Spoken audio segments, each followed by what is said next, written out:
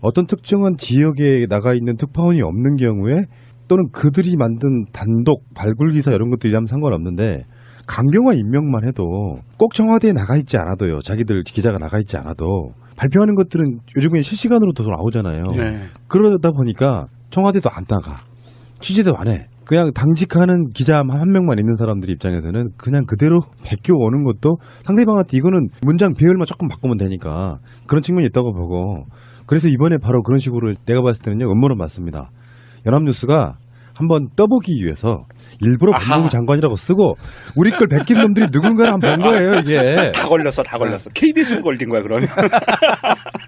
강경화 외교부 장관 임명했고요. 딱 하나 불만이 하나 있습니다. 제 입장에서는. 일요일 날은 쉬세요. 청와대도. 그러니까 우리도 일요일 날 방송하게 되잖아요.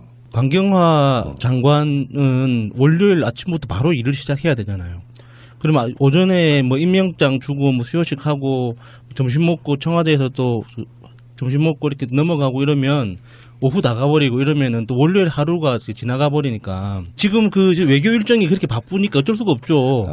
하루라도 아껴야 되니까. 외교부 장관이 임명장을 받고 바로 외교부 청사로 출근했어요. 오늘. 그렇게 해야죠. 근데 너무 잔인해. 박근혜 때 보면 굉장히 널널했거든요. 뭐 수요일이면 놀고 뭐 이런 식으로.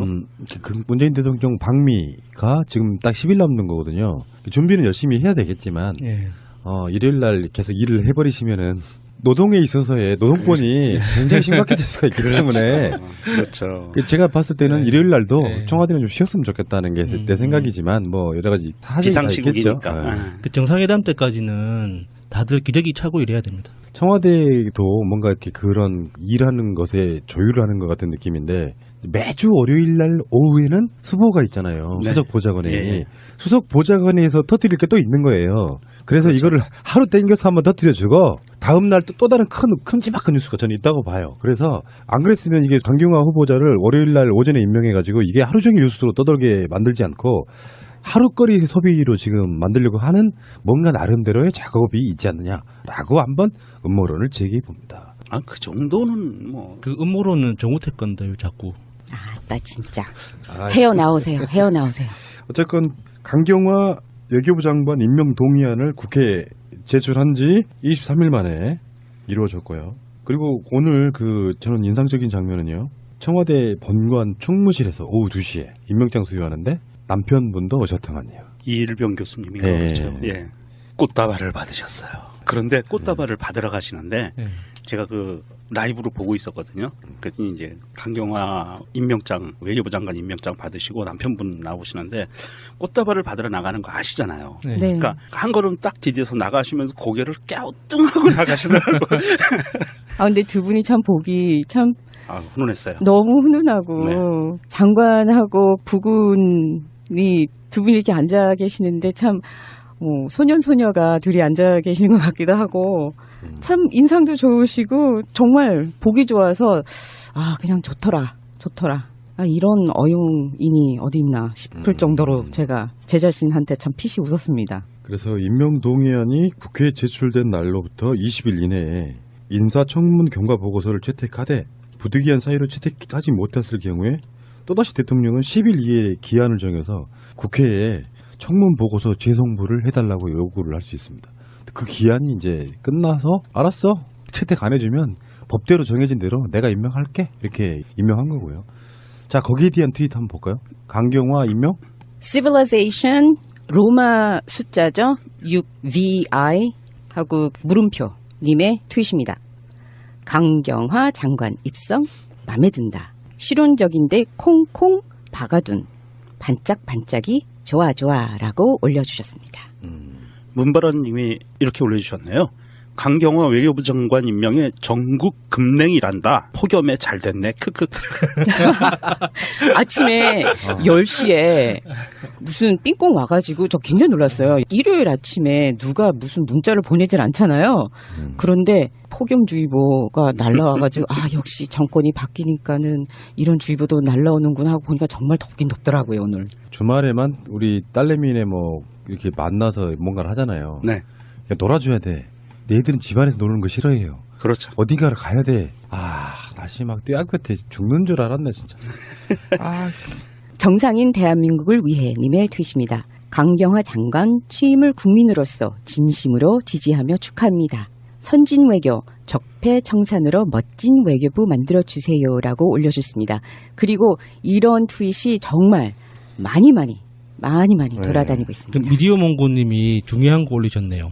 속보, 소녀상 제작한 김은성 작가, 강경화 외무부 장관 임명 기념 인사동에서 축하주 쏠 테니 나와라 공지 올렸답니다. 많이들 참석 지났겠네요. 방송 나갈 때. 안타깝다.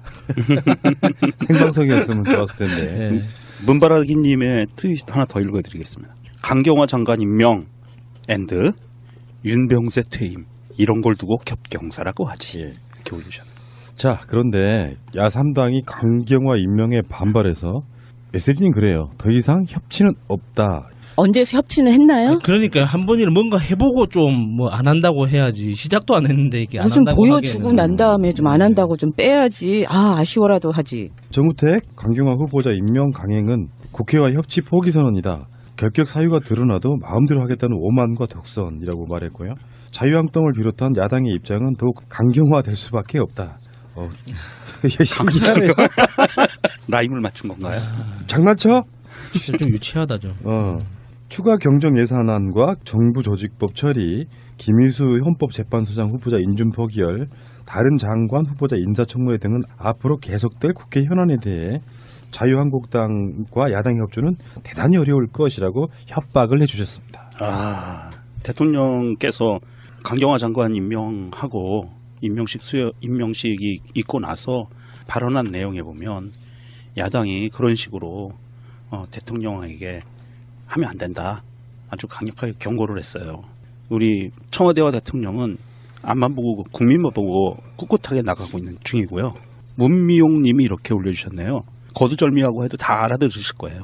마구 짖는다는 것은 두렵다는 것이다. 맞습니다. 네. 저도 딱 똑같이 생각했는데 네. 걔는 무서울 때 짖거든요. 그러면 예. 네. 열심히 짖으라고 하시고요. 큰 아주 그 맹수라고들 하잖아요. 네. 그들은 그냥 가만히 있다가 공격할 때 으르릉 한 번 하고 물어요. 원래 큰 으르릉 안 할 때도 있고 그냥 훅 해가지고 뭐지? 모르고 그냥 당할 때가 많잖아요. 자유한국당과 국민의당, 바른정당 이분들은 다 극렬한 반발을 하는 거죠, 지금. 네. 근데 나는 이 시스템을 좀 바꿨으면 좋겠어요. 일단 첫 번째, 강경화는 결정적인 하자가 없었어요. 사실은 스모킹건 같은 게 없었어. 예, 맞아요. 사실 안경환 법무부 장관 후보자 같은 경우는 그 내용의 경중 이런 걸 떠나가지고요. 그러니까 어떤 흐름상 그 가짜 결혼 이것은 스모킹건이 될 수 있었던 부분이 있었어요. 예. 법무부 장관 후보자가 아니었다면 다르게 해석될 수도 있었는데 강경화 외교부 장관 후보자에 대해서는 사실 스모킹건이 없는 상태에서 문재인 대통령이 처리하기도 굉장히 애매한 상태였습니다. 그러니까 자기들이 정권을 쥐고 있는 사람이고 그리고 실제로 어떤 국민의 연문을 받아서 정말 지지율도 고공행진을 하고 있는 정도의 대통령이 임명한 상태라고 하면 나는 강경화 후보자에 대해서 자기들이 처음부터 취했던 그 스탠스를 바꿔주는 것이 저는 맞다고 생각을 했거든요. 근데 청문회에서도 별게 나온 게 없는데 한 번 정해놓고 나서 절대 안 돼 하니까 사실은 청문회 무력화시킨 건 그 사람들이라고 생각해요. 청문회를 까봤더니 나쁘지 않았다고 하면 바꿔줘야 될 거 아니에요. 그러니까 이거를 받아들일 때 우리는 어떻게 받아들일 수밖에 없냐면 이 사람들은 청문회랑 상관없이 강경화가 싫었구나. 이렇게 받아들일 수밖에 없는데 그 문재인 대통령이 거기다 대놓고 당신네들이 싫어하니 내가 임명을 처리하겠어. 이렇게는 할 수 없잖아요. 예. 그러니까 뭐 자유당 같은 경우에서 뭐 돈평을 하는 거는 뭐 다 뭐 개가 짖는다 생각할 수 있겠지만 그 국민의당이나 바른정당에서 말하는 걸 보면은 좀 도저히 좀 이해하기가 힘든 게요. 이 사람들이 도대체 원하는 게 뭔지를 모르겠어요. 그러니까 촛불 집회 이후로, 그러니까 박근혜 탄핵 이후로 우리나라는 정말 세계사에 없던 역사를 새로 써나가고 있는 거거든요. 그렇죠. 예. 그러니까 문재인 대통령이 당선되면서 앞으로 이제 그 우리가 보게 될 거는 그 모바일 중심의 시민 네트워크가 정치에 어떻게 작동하는지, 그리고 또 정치를 어떻게 바꿔나가는지, 그리고 학습 수준이 일정 수준 이상 넘어가는 시민들이 국민회에서 일정 수준 분포를 넘어가면 그 시민들이 정치를 어떻게 대응하고 받아들이는지 이런 것들을 우리가 앞으로 보게 될 건데 지금 뭐 그 바른정당도 그렇고 그 국민의당은 공수 위치만 바뀌었다고 생각하나 봐요. 그냥 자기들이 그렇지. 원래 하던 그 정치 바닥이 그대로 있고 지금 모든 게 변했거든요. 근데 자기들 보기에는 다 그대로 있고 그냥 그 있던 자리가 그 공격과 수비 위치만 바뀌었다고 하나 본데 너무 답답해요. 진짜 이거를 어떻게 이 사람들을 어떻게 이해해야 될지 모르겠어요. 제 주장대로라고 하면 패러다임이 바뀌었다. 예. 네, 맞아요. 세상을 바라보는 시각도 바뀌어야 되고 예. 바뀌었는데 그러니까 그런 거잖아요. 여론고를 발목 잡기라고 하는 거죠. 반대를 위한 반대. 별 문제 없었으면 자기들이 되돌리면 돼요. 예. 전혀 되돌리지 않으면서 임명했다고 야당을 무시했네. 그러니까 협치라는 부분은 진짜 웃긴 거예요. 자유한국당은 협치의 대상이 아니다라고 제목도 나갔었지 않습니까? 맞습니다. 예. 바로 열구가 뭐였죠? 옛날 같으면 척살. 제가 생각하는 단어는 세 가지나 있는데 그 방송 내용에서는 참수였어요. 참수였어요. 먹을 치는 거. 네. 그다음에 척살이라고 하는 사람도 있었고 네. 다음에 청산이라고 하는 사람도 있었어요. 그러니까 최소한 협치라는 말을 자유한국당은 할 수가 없는 대상이라고 보고 그렇죠. 그 척살이건 참수건 청산이건 그 대상이 되다 뿐이지 그 안에 주체로 들어올 수가 없는 존재들이죠. 예. 제가 굉장히 훌륭한 비유를 했더만요. 제가 살인자가 살해당한 사람의 장례식장에 와서 밥 내놓으라고 얘기하는 거랑 좀 굉장히 유사한 형태이고요. 근데 거기에 지금 뭐 국민의당이나 바른정당도 그런 마인드를 전혀 버리지 못하는 것 같고요. 이제부터가 시작이에요. 사실은 지금 문재인 대통령이 순항했단 말이에요. 순항했는데 그 순항하고 나서 이제부터가 본격적으로 시작된다. 역사에 있어서 평행이론 같은 게 시작되는 거예요. 오늘 불어. 이제 야당들이 들고 일어났고 이렇게 되면 이제 어떤 식으로 영향을 끼치게 되냐면은 물론 그 사이에 안경환 후보자의 사태가 주는 나름대로의 쇼키가 좀 있었다고 저는 봐요. 그런데 잘 나갔으면 좋았겠지만 어차피 이거는 올 것이 온 거예요. 이제 결국에는 강경환을 임명 안 할 수도 없고 그쪽에서는 자기들 칼을 뺐는데 누구라도 한번 떨어뜨렸어야 되는 상황태에 있는 입장이잖아요. 근데 문제는 앞으로 김희수 헌법재판소장의 부분. 국회 네. 통과 사안이지 않습니까? 네. 심한 경우는 몇 개월 늘어질 수도 있어요. 그런데 그분은 어차피 지금 재판관이시면서 그러니까 지금 권한대행 소장- 권한 예. 대행하고 계시고 네. 그러니까 뭐 안 해줘도 지금 대행으로 하고 계시니까 네. 큰 예. 문제는 없어요. 네, 큰 문제는 없다고 생각을 계속 발목을 잡겠죠. 그렇죠. 예. 네. 근데 바른정당하고의 뭐 국민의당 이렇게 나올 거라고는 생각은 했지만 정말 그대들이 생각하는 큰형님 트럼프를 좀 한번 보세요. 그 사람이 시대의 흐름을 지금 잘 타고 있지를 못하여서 지금 굉장히 곤욕을 지금 치르고 있습니다. 좀 2017년으로 지금 빨리 패스트포워드를 하셔가지고 좀 같이 갑시다 좀. 자, 그래서 지금 그 청와대에서는 최근에 발표한 것 중에 하나가 인사추천이라는 것을 가동하겠다. 민정수석실도 있고 그 인사수석도 있었지만 한꺼번에 많은 것들이 우리가 생각했을 때는 뭐 장관 몇 명 이런 게 아니잖아요. 그렇죠. 예. 수도 없이 많은 관련된 분들을 지금 뭐 한 6, 70명 이상 이렇게 발굴이 내야 되는 상황에서 더 이상 꼬투리를 주면 안 되겠다 싶어가지고 이번 주부터 인사추천이라는 걸 가동한다고 하는데요. 방식이 이런 거예요. 아마 이게 민정수석실하고 인사수석이 공동으로 만들어진 일종의 임시기구처럼 느껴지는데 기구라고 할 것도 없이 이렇게 모여가지고 회의를 하는 거죠. 후보자를 추천을 하고 그 다음에 2, 3배수로 압축을 하고 다음에 2, 3배수로 압축된 사람들을 약식 검증하고 그 다음에 대통령한테 보고를 하고요. 관련해서 토론도 합니다. 그래서 2, 3배수를 1, 2배수로 다시 압축을 합니다. 그리고 나서 1명, 2명 정도를 압축한 뒤에 정밀 검증을 하고 인사 발표를 하는 굉장히 정밀하게 하겠다는 걸 발표를 했고요. 그건 아마 안경환 후보자가 좀 결정적인 게 아니었나 이런 생각이 드네요. 근데 이게 언론들이 정말 또 화딱지나게 하는 게 연합뉴스가 이게 그 통신사지 않습니까? 네. 이게 언론사라기보다 통신사인데 통신사가 낸 기사가 문재인 정부 초대 내각 인선이 난항을 겪고 있는 가운데 청와대가 금주중 가동하기로 한 인사추천위원회의 역할에 관심이 쏠리고 있다. 이렇게 멘트를 시작하거든요. 청와대가 잘못하는 것 같잖아요. 청와대 인선이 난항을 겪고 있는 이유가 이 그 다른 그 기사에 봐도 인맥 난항, 인사 난항 이런 표현들이 계속 반복해서 등장하는데 이거 분명히 이거 청와대가 잘못하고 있다라는 전제가 돼 있는 표현이거든요. 책임 소재가 어디 있는지 보는 사람은 다 알고 있잖아요. 이게 지금 각 언론들에서는 지금 그 야수님이 말씀하신 대로 인사 난맥상을 타개하기 위해서 이 인사추천위원회를 네. 가동한다라고 지금 이야기를 하고 있는데 저는 약간 좀 다르게 봐요. 어떤 부분이냐면 어차피 이거는 가동돼야 될 기구였는데 네. 급한 인사, 제일 시급한 인사를 어느 정도 돼가는 상황에서 이제는 이제 이거를 가동해서 움직일 수 있는 여력이 좀 생겼다나 저는 이렇게 보거든요. 전 정부도 있었잖아요. 노무현 정부나 이명박 정부, 박근혜 정부도 인사 검증위는 발동이 됐었어요. 근데 이번에는 처음 인사할 양이 너무 많다 보니 인사 추천위를 여는 것 자체가 어려웠다는 그 청와대 관계자와 인터뷰도 있었고, 그런데 이번에는 정말 그 야당 쪽에 그 협치하자고 처음부터 양해를 구하면서 들어간 거였었잖아요. 이게 다 사실은 야당 때문이에요. 맞습니다. 보세요. 참여정부 때까지만 해도 인재풀, 인사풀 이런 거 맞습니다. 시스템이 있으면 그거 다 완전 무너뜨려놨죠. 일단 네. 첫 번째. 네. 두 번째, 탄핵으로 이렇게 급작스럽게 대통령이 뽑히다 보니 인수위원이라는 것을 거치지 않으면서 나는 오히려 이 정도 해낸 것도 저는 기적이라고 봤거든요. 기적이죠. 한 달밖에 안 됐는데. 지금 이 정도 해놓은 것을 기적이라고 봐요. 인사 난맥이요? 건건이 그런 식으로 난맥이라고 볼 수 있습니까? 그 많은 인사들 중에 그 정도 곤란했으면 인사 난맥이 아니라 선방한 거라고 저는 보거든요. 대한민국뿐이 아니라 역대 이래로 유사 이래로 이렇게 강직하고 깨끗한 사람들이 내각에 들어가는 적이 있었나요? 저도 아니, 이런 깜짝 놀랐어요. 우리나라에 이렇게 훌륭하신 분이 많은 줄 몰라가지고. 그래서 이런 얘기 한번 해봅시다. 신기한 게 있더라고요.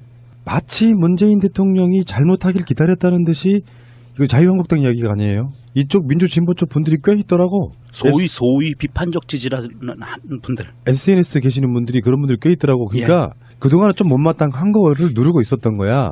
에이, 그러다가 그럴리가. 특히 안경환 문제가 터지니까 자유한국당만큼이나 비판하시는 분들이 있는데 더 세게 나가다. 더 세게 나가더라고요. 내가 지지하지 않는 사람이 대통령이 됐다거나 그게 이제 흔히 말해서 그 기존에 있던 한경호 같은 언론들의 스탠스이기도 사실 했어요. 네. 근데 지금 생각해 보면은 진짜 중요한 건 이런 거라고 봐요. 잘하는 거 잘하는 것대로 칭찬해 주면서 못하는 것을 바라보는 시각은 두 가지입니다. 기본적으로 그 사람 지지하는 사람은 많은 것들 중에 실수도 한 해라고 바라보지만 지지하지 않았던 사람들은 어떻게 바라보냐면은 남들이 지지한다고 하니까 잘하네 했지만 자기 본능이 그냥 발동하는 거야. 그럴 줄 알았어. 요거 있잖아요. 네. 근데 요게요. 이건 인간의 본성에 좀 되게 말초적인 이기심밖에 안 되는 이유가 뭔지 아세요? 조금만 잘못하면 그럴 줄 알았어 하고 물어뜯잖아요. 결국에는 개혁도 아무것도 안 돼. 안 돼요. 예. 결국에 논란만 되다가 지들이 바라는 개혁도 안 된 상태로 그려놓고 그렇게 망가뜨려 놓고 봐. 실패했잖아. 너 개혁 못했지? 응. 결국에는 그 실패가 그런 사람들 때문에 생긴다는 걸 한번 생각해 봐야 돼요. 대단히 잘못한 문제가 어디 있습니까, 현재? 저는 그런 사람들이 바로 관심종자라고 생각합니다. 발언의 목적이 정말 설득이라거나 안 그러면은 비판적 지지를 위해서 잘하라는 의미에서 발언을 하는 게 아니라 단순히 자기가 주목받기 위해서 그냥 똑똑한 척 내가 더 많이 안다라는 목적으로 발언하는 사람들이 훨씬 더 많거든요. 저는 그 사람들이 발언을 들을 때마다 그래서 어쩌자는 건가라는 그런 생각밖에 안 들어요. 차라리 대안을 제시하든지 정확하게 팩트를 가지고 이 조목조목 이게 잘못됐다고 이렇게 지적해 주든지 해야 되는데 이것도 아니고 저것도 아니고 목적도 잘못됐고 그러니까 당신이 하려고 하는 일의 목적도 잘못됐고 방법도 잘못됐고 당신 자체가 잘못됐다는 그럼 어쩌자는 거예요 그러면. 본능적으로 자기들은 비판적 지진의 뭐네 이야기를 하지만 또는 기계적 균형 이런 이야기하지만 그건 잘못된 거라고 제가 느끼는 게 이것도 기존의 패러다임을 깨라. 가장 큰 최고의 목표가 뭔지를 일단 생각을 하고요. 내가 그 사람이 조금 마음에 안 들거나 싫더라도 우리의 공동 목표가 뭔가를 같이 가면 되는데 제가 그래서 항상 그런 말씀 드리잖아요. 독재가 엄혹할 때는요. 절대 악이라는 박근혜나 이명박 때문에 서로 이렇게 분열이 잘 안 되는데 정권이 바뀐 뒤에 오히려 민주, 시민, 진보 단체들이 많이 깨진다고요. 목표가 사라진 뒤에 방향성이 틀어지는 건데 예를 들면은 지금 나온 장관 후보자들 중에 이명박근혜 때 장관들처럼 노골적으로 부동산 투기를 한다거나 세금을 막 탄로한다거나 그런 식의 절대악을 가진 인물은 없었잖아요. 없죠. 그러니까 이 열악한 상황에서 나름대로 최대한 선방을 한 거거든요. 근데 뭐 하나 터지니 기다렸다는 듯이 니들 그럴 줄 알았어라고 하는 사람들이 그런 사람들 때문에 결국에는 힘이 얻게 되는 게 자유한국당 같은 부류예요. 맞습니다. 그러면서 한쪽으로 뭐 어떤 공격이 몰리기 시작하면 죽도 밥도 안 된 상태로 이미지만 나빠지고 결국은 실패한 정부처럼 되는 거 우리가 한번 깨달아 봤잖아요. 예. 참여정부 때 깨달아 봤잖아요. 예. 진정성을 믿는다면 이렇게 가야 되죠. 검증하다 보면 의외의 경우가 나올 수 있잖아요. 열심히 잘했는데 이건 좀 아니지? 이야기할 수 있는 거잖아, 그거는. 그렇지만 비판적 지지가 아닌 사람들은 그래도 이런 실수가 나왔지만 기본적으로 이러이러한 점 보고 뽑았겠네. 개혁은 진짜 하고 싶었나 보네 정도까지 하면 괜찮아요. 근데 뭔가 실수 하나가 나오면 기다렸다는 듯이 그럴 줄 알아서 하는 사람들이 너무 많더라는 거야. 특히나 SNS는 그런 게 있잖아요. 나는 SNS가 없었으면 좋겠다고 생각하는 사람입니다. 이건 소통도 아무것도 아니야. 자기가 갖고 있는 그 좋은 의미든 나쁜 의미든 그냥 배설하는 것밖에 안 돼요. 솔직히 말하면 SNS라는 게. 그 배설을 통해 갖고 계속 기록이 남아있는 상태로 이렇게 들여다보고 있으면 인간의 이익심밖에 난 안 보이는 게 없더라, 솔직히 말해서. 이걸 과학적으로 보면요. 작년에 발표한 건데요. 뇌는 칭찬보다 비난에 맞춰 있다고 합니다. 이거는 작년 6월 4일 Scientific Reports라고 그 지에 발표돼 있는데요. 두쿠 대학의 연구팀은 뇌 영상과 행동 분석을 결합해서 같은 결과를 내놨는데 심리학자들도 사람들이 다른 의의 악한 행동에 더 엄격하다는 것, 곧 칭찬보다는 비난을 더 자주 한다는데 동의한다고 합니다. 알겠습니다. 자유한국당 부류에 한번 질문 한번 드려볼게요. 당신들이 대통령이라면 임명 안 했겠습니까? 똑같다. 저는 그렇게 생각을 하고요. 반기문 유엔 사무총장 포함, 당신네들이 대선 후보를 올리려고 했던 반기문 유엔 사무총장 포함, 당신네 정권에도 있었던 외교부 장관들도 임명 지지를 할 만큼 나름대로 기대가 되는 인사라고 말씀드리고 싶네요. 대통령의 장관 임명권은 헌법에 보장된 권리입니다. 강행이라고 표현하면 안 돼요. 예. 임명권 행사. 네. 네. 적법. 두고 겹경사라고 하지. 예. 이렇게 올리셨네요. 자, 그런데 야3당이 강경화 임명에 반발해서 메시지는 그래요. 더 이상 협치는 없다. 언제 협치는 했나요? 그러니까 한 번이라도 뭔가 해보고 좀 뭐 안 한다고 해야지. 시작도 안 했는데 이게 안 무슨 한다고 보여주고 하기에는. 난 다음에 좀 안 한다고 좀 빼야지. 아쉬워라도 하지. 정우택 강경화 후보자 임명 강행은 국회와 협치 포기 선언이다. 결격 사유가 드러나도 마음대로 하겠다는 오만과 독선이라고 말했고요. 자유한국당을 비롯한 야당의 입장은 더욱 강경화될 수밖에 없다. 신기하네요. 라임을 맞춘 건가요? 장난쳐? 진짜 좀 유치하다죠. 추가 경정 예산안과 정부 조직법 처리, 김희수 헌법재판소장 후보자 인준 포기열, 다른 장관 후보자 인사청문회 등은 앞으로 계속될 국회 현안에 대해 자유한국당과 야당의 협조는 대단히 어려울 것이라고 협박을 해주셨습니다. 대통령께서 강경화 장관 임명하고 임명식이 있고 나서 발언한 내용에 보면 야당이 그런 식으로 대통령에게 하면 안 된다. 아주 강력하게 경고를 했어요. 우리 청와대와 대통령은 앞만 보고 국민만 보고 꿋꿋하게 나가고 있는 중이고요. 문미용 님이 이렇게 올려주셨네요. 거두절미하고 해도 다 알아들으실 거예요. 마구 짖는다는 것은 두렵다는 것이다. 맞습니다. 네. 저도 딱 똑같이 생각했는데 네. 개는 무서울 때 짖거든요. 그러면 예. 네. 열심히 짖으라고 하시고요. 큰 아주 그 맹수라고들 하잖아요. 네. 그들은 그냥 가만히 있다가 공격할 때 으르릉 한번 하고 물어요. 원래 큰 으르릉 안 할 때도 있고 그냥 훅 해가지고 뭐지? 모르고 그냥 당할 때가 많잖아요. 자유한국당과 국민의당, 바른정당 이분들은 다 극렬한 반발을 하는 거죠, 지금. 네. 근데 나는 이 시스템을 좀 어떤 특정한 지역에 나가 있는 특파원이 없는 경우에 또는 그들이 만든 단독 발굴 기사 이런 것들이라면 상관없는데 강경화 임명만 해도 꼭 청와대에 나가 있지 않아도요. 자기들 기자가 나가 있지 않아도 발표하는 것들은 요즘에 실시간으로도 나오잖아요. 네. 그러다 보니까 청와대도 안 나가. 취재도 안 해. 그냥 당직하는 기자 한 명만 있는 사람들 입장에서는 그냥 그대로 베껴 오는 것도 상대방한테 이거는 문장 배열만 조금 바꾸면 되니까 그런 측면이 있다고 보고 그래서 이번에 바로 그런 식으로 내가 봤을 때는요. 음모론 맞습니다. 연합뉴스가 한번 떠보기 위해서 일부러 법무부 장관이라고 쓰고 우리 걸 베낀 놈들이 누군가를 한번 본 거예요. 이게. 다 걸렸어. KBS도 걸린 거야 그러면. 강경화 외교부 장관 임명했고요. 딱 하나 불만이 하나 있습니다. 제 입장에서는. 일요일 날은 쉬세요. 청와대도. 그러니까 우리도 일요일 날 방송하게 되잖아요. 강경화 장관은 월요일 아침부터 바로 일을 시작해야 되잖아요. 그러면 오전에 뭐 임명장 주고 뭐 수요식 하고 점심 먹고 청와대에서 또 점심 먹고 이렇게 넘어가고 이러면 오후 나가버리고 이러면은 또 월요일 하루가 지나가 버리니까 지금 그 외교 일정이 그렇게 바쁘니까 어쩔 수가 없죠. 하루라도 아껴야 되니까. 외교부 장관이 임명장을 받고 바로 외교부 청사로 출근했어요. 오늘. 그렇게 해야죠. 근데 너무 잔인해. 박근혜 때 보면 굉장히 널널했거든요. 뭐 수요일이면 놀고 뭐 이런 식으로. 그 문재인 대통령 방미가 지금 딱 10일 남는 거거든요. 준비는 열심히 해야 되겠지만 일요일 날 계속 일을 해버리시면은 노동에 있어서의 노동권이 굉장히 심각해질 수가 있기 때문에 그렇죠. 제가 봤을 때는 일요일 날도 네. 청와대는 좀 쉬었으면 좋겠다는 게 내 생각이지만 뭐 여러 가지 사정이 다 있겠죠. 비상시국이니까. 그 정상회담 때까지는 다들 기저귀 차고 일해야 됩니다. 청와대도 뭔가 이렇게 그런 일하는 것에 조율을 하는 거 꿨으면 좋겠어요. 일단 첫 번째, 강경화는 결정적인 하자가 없었어요. 사실은 스모킹건 같은 게 없었어. 예, 맞아요. 사실 안경환 법무부 장관 후보자 같은 경우는 뭐 내용의 경중 이런 걸 떠나가지고요. 그러니까 어떤 흐름상 그 가짜 결혼 이것은 스모킹건이 될 수 있었던 부분이 있었어요. 예. 법무부 장관 후보자가 아니었다면 다르게 해석될 수도 있었는데 강경화 외교부 장관 후보자에 대해서는 사실 스모킹건이 없는 상태에서 문재인 대통령이 처리하기도 굉장히 애매한 상태였습니다.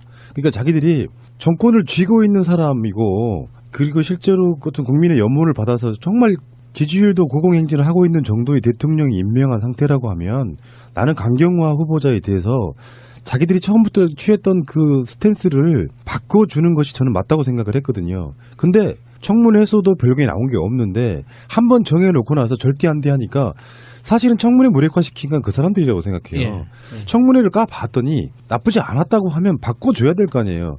그러니까 이거를 받아들일 때 우리는 어떻게 받아들일 수밖에 없냐면 이 사람들은 청문회랑 상관없이 강경화가 싫었구나. 이렇게 받아들일 수밖에 없는데 그 문재인 대통령이 거기다 대놓고 당신네들이 싫어하니 내가 임명을 처리하겠어. 이렇게는 할 수 없잖아요. 예. 그러니까 뭐 자유당 같은 경우에서 뭐 논평을 하는 거는 뭐 다 뭐 개가 짖는다 생각할 수 있겠지만 그 국민의당이나 바른정당에서 말하는 걸 보면은 좀 도저히 좀 이해하기가 힘든 게요. 이 사람들이 도대체 원하는 게 뭔지를 모르겠어요. 그러니까 촛불 집회 이후로, 그러니까 박근혜 탄핵 이후로 우리나라는 정말 세계사에 없던 역사를 새로 써나가고 있는 거거든요. 그렇죠. 예. 그러니까 문재인 대통령이 당선되면서 앞으로 이제 그 우리가 보게 될 거는 그 모바일 중심의 시민 네트워크가 정치에 어떻게 작동하는지, 그리고 또 정치를 어떻게 바꿔나가는지, 그리고 학습 수준이 일종 같은 느낌인데 매주 월요일 날 오후에는 수보가 있잖아요. 네. 수석 보좌관이. 예. 수석 보좌관에서 터뜨릴 게 또 있는 거예요. 그래서 그렇죠. 이거를 하루 땡겨서 한번 터뜨려주고 다음 날 또 다른 큼지막한 뉴스가 저는 있다고 봐요. 그래서 안 그랬으면 이게 강경화 후보자를 월요일 날 오전에 임명해가지고 이게 하루 종일 뉴스로 떠돌게 만들지 않고 하루거리 소비로 지금 만들려고 하는 뭔가 나름대로의 작업이 있지 않느냐라고 한번 음모론을 제기해 봅니다. 그 정도는 뭐. 그 음모론은 정우택 건데요, 자꾸. 나 진짜 헤어나오세요. 헤어나오세요. 어쨌건 강경화 외교부 장관 임명 동의안을 국회에 제출한 지 23일 만에 이루어졌고요. 그리고 오늘 저는 인상적인 장면은요. 청와대 본관 충무실에서 오후 2시에 임명장 수여하는데 남편분도 오셨더만요. 이일병 교수님이 예. 그렇죠. 예. 꽃다발을 받으셨어요. 그런데 꽃다발을 받으러 가시는데 예. 제가 그 라이브로 보고 있었거든요. 그랬더니 이제 강경화 임명장, 외교부 장관 임명장 받으시고 남편분 나오시는데 꽃다발을 받으러 나가는 거 아시잖아요. 네. 네. 그러니까 한 걸음 딱 디뎌서 나가시면서 고개를 갸우뚱하고 나가시더라고요. 근데 두 분이 참 보기 참 훈훈했어요. 너무 훈훈하고 네. 장관하고 부군이 두 분이 이렇게 앉아 계시는데 참 소년소녀가 둘이 앉아 계시는 것 같기도 하고 참 인상도 좋으시고 정말 보기 좋아서 그냥 좋더라. 이런 어용인이 어디 있나 싶을 정도로 제가 제 자신한테 참 피시 웃었습니다. 그래서 임명 동의안이 국회에 제출된 날로부터 20일 이내에 인사청문 경과 보고서를 채택하되 부득이한 사유로 채택하지 못했을 경우에 또다시 대통령은 10일 이내에 기한을 정해서 국회에 청문 보고서 재송부를 해달라고 요구를 할 수 있습니다. 그 기한이 이제 끝나서 알았어 채택 안 해주면 법대로 정해진 대로 내가 임명할게 이렇게 임명한 거고요. 자 거기에 대한 트윗 한번 볼까요? 강경화 임명? Civilization 로마 숫자죠. 6VI 하고 물음표 님의 트윗입니다. 강경화 장관 입성 마음에 든다. 실용적인데 콩콩 박아둔 반짝반짝이 좋아라고 올려주셨습니다. 문바라님이 이렇게 올려주셨네요. 강경화 외교부 장관 임명에 전국 급냉이란다. 폭염에 잘 됐네. 크크크. 아침에 10시에 무슨 삥꽁 와가지고 저 굉장히 놀랐어요. 일요일 아침에 누가 무슨 문자를 보내질 않잖아요. 그런데 폭염주의보가 날라와가지고 역시 정권이 바뀌니까는 이런 주의보도 날라오는구나 하고 보니까 정말 덥긴 덥더라고요 오늘. 주말에만 우리 딸내미네 뭐 이렇게 만나서 뭔가를 하잖아요. 네. 그냥 놀아줘야 돼. 얘들은 집안에서 노는 거 싫어해요. 그렇죠. 어딘가를 가야 돼. 날씨 막 떼약볕에 죽는 줄 알았네 진짜. 정상인 대한민국을 위해 님의 트윗입니다. 강경화 장관 취임을 국민으로서 진심으로 지지하며 축하합니다. 선진 외교, 적폐 청산으로 멋진 외교부 만들어주세요라고 올려주셨습니다. 그리고 이런 트윗이 정말 많이 돌아다니고 있습니다. 미디어 몽고님이 중요한 거 올리셨네요. 속보, 소녀상 제작한 김은성 작가, 강경화 외무부 장관 임명 기념 인사동에서 축하주 쏠 테니 나와라 공지 올렸답니다. 많이들 참석 지났겠네요. 방송 나갈 때. 안타깝다. 생방송이었으면 좋았을 텐데. 네. 문바라기님의 트윗 하나 더 읽어드리겠습니다. 강경화 장관 임명 앤드 윤병세 퇴임 이런 걸